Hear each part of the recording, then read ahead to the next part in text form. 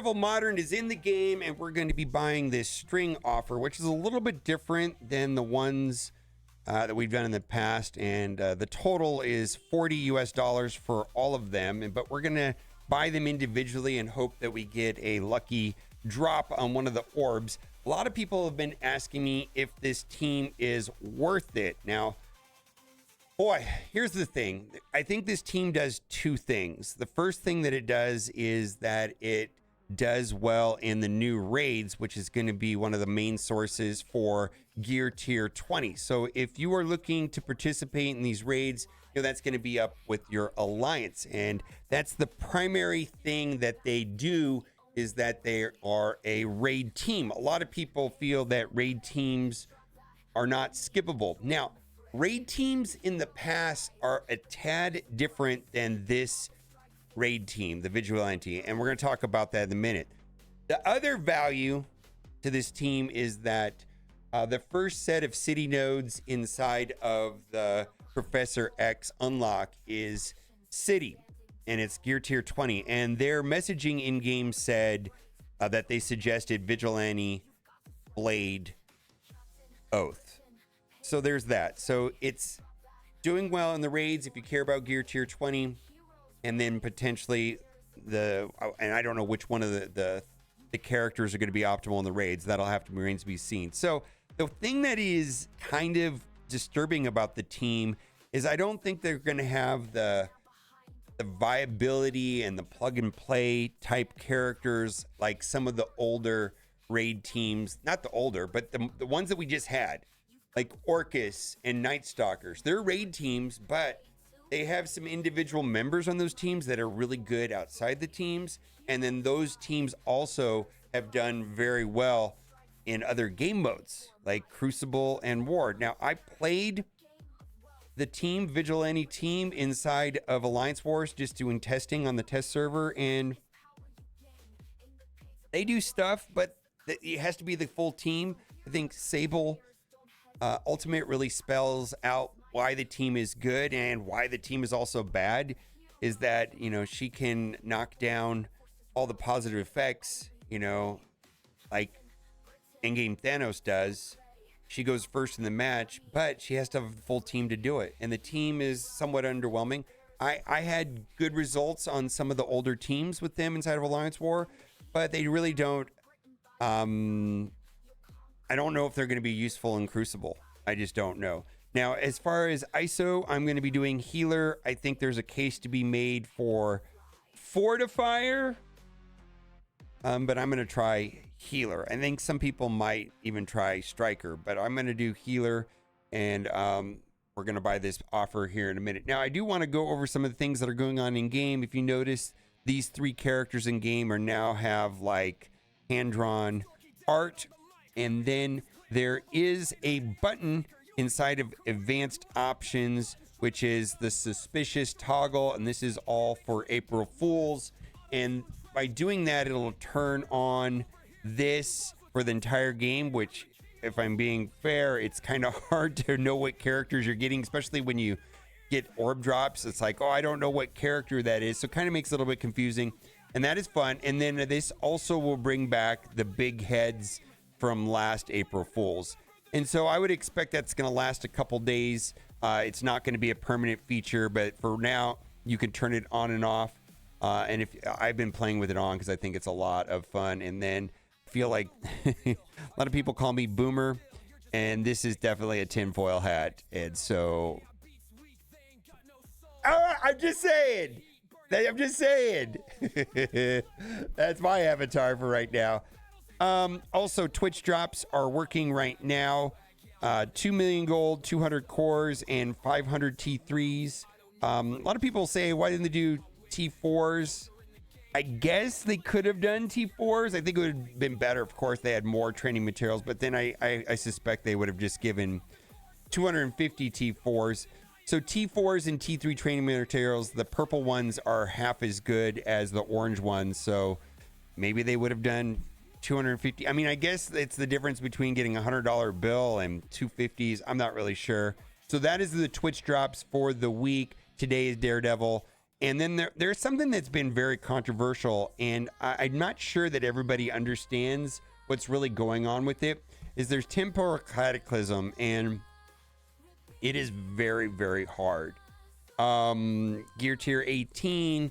Oh yeah, but you really got to do gear tier 19 and up. Like, this is very, very challenging if you dial up the difficulty. So I went through it once on max difficulty with all the packs turned on except for the 3 serums, and I made it to the second last node.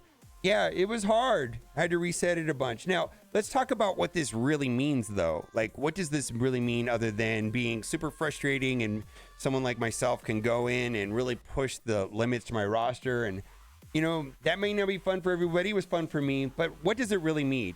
At the end of the day, the participants in the top 5% of the event will get this costume. That's it. Everybody will be getting the milestone rewards. Every single player. So players that play in this event are sending points over to this cataclysmic completion, and everybody gets this. So just by other players playing this event, everybody in the game will be getting these rewards. And the people that are able to go in here, and this is not easy, this is super hard, can potentially get this somewhat ugly costume.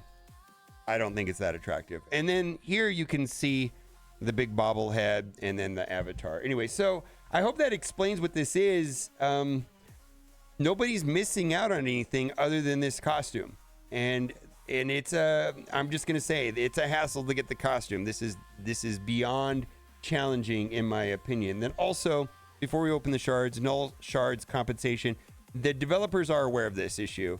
Looked like the last milestone disappeared and some people missed out from 20 shards. So a lot of people have asked me about that, and that should be on the way. Well, there's my script for a song that I'm making.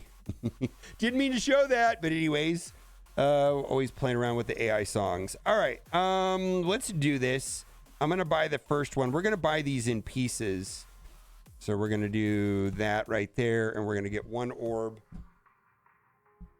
So this is kind of like a slow way of doing it, and I personally like doing this because maybe we'll get to do it with like a low spend, you know, like that's $5, right? So, you know, it's possible I get the drop right away. So there's the orbs right there. This is from that I bought the ultra cores from buying the whatever the milestone is for buying ultra cores.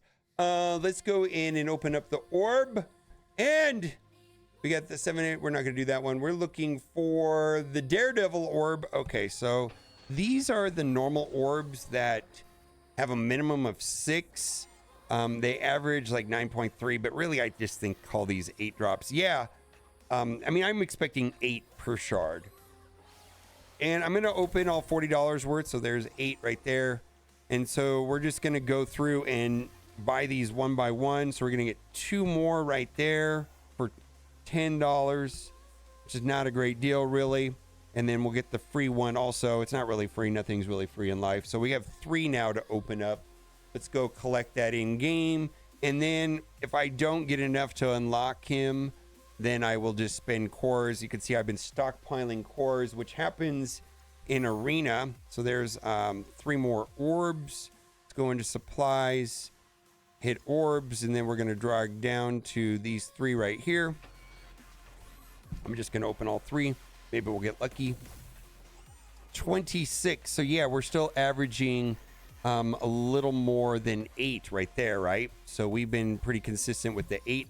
All right, let's go back to the web store. Whoops, wrong button there.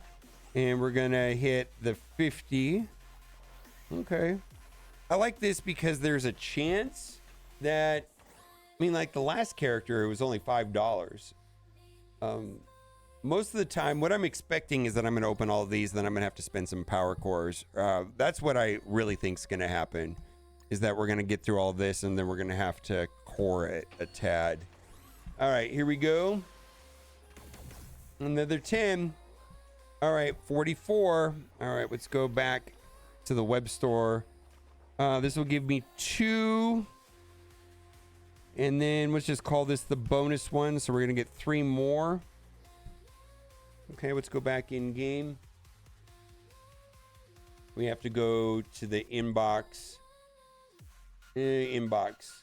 There we go. And then toggle. There it is. We got 3. Go up here. Hit supplies. Orbs. Scroll down right here. And then what are we going to get? 3 more. Let's see what we got. Oof. So 24 would be. So I'm still averaging 8. These do over time, I believe, around 9. So we need 33, 34 more. Let's see. The next one is a single.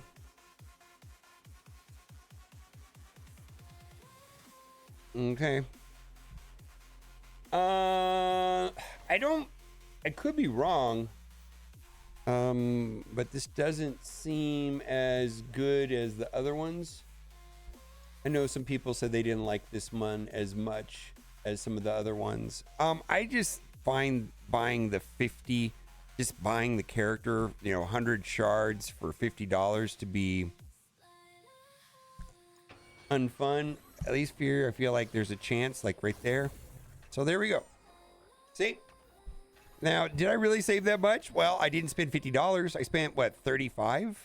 Yeah, because there was a free, there was basically another, so I saved, yeah, it was $35. So basically, to me, that's $15 less, $15 less than the $50 one, right? I like it. I like it. I'm a fan of these. I just think that's great. There's the big head. What do you think?